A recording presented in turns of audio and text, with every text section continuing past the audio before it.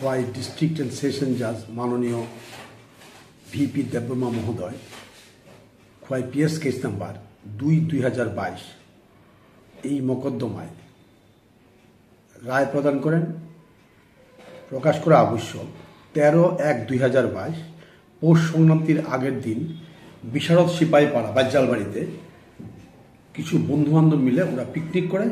এই পিকনিকের মধ্যে বচসা হয়, তাতে সঞ্জু দেববর্মা, আলিম দেববর্মা এবং সুপার দেববর্মা তাদেরই বন্ধু দীনেশ দেববর্মাকে মারধর করে এবং পরিশেষে ছুরি দিয়ে আঘাত করে এবং ব্লিডিং ইনজুরি হওয়ার পর তৎক্ষণাৎ তাকে বাজ্জালবাড়ি পিএইচসিতে, পরবর্তী সময় খোয়াই হসপিটালে নেওয়া হয় এবং ওখান থেকে জীবিতে রেফার করা হয়।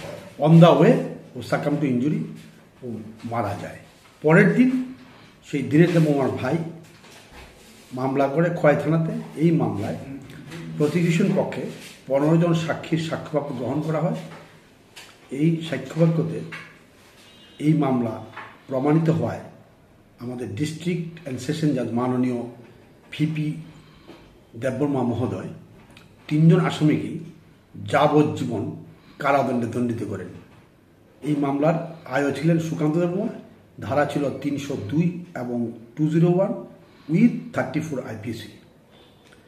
এই 3 জন আসামি সঞ্জু দেববর্মা, অলিম দেববর্মা এবং সুপার দেববর্মাকে যাবজ্জীবন কারাদণ্ডে দণ্ডিত করেন।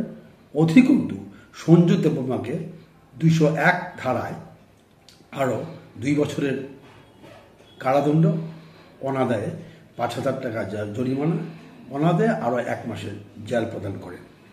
আর অন্যান্য সবাই 3 জন আসামিকেই সবাইকে 50,000 টাকা করে জরিমানা করেন।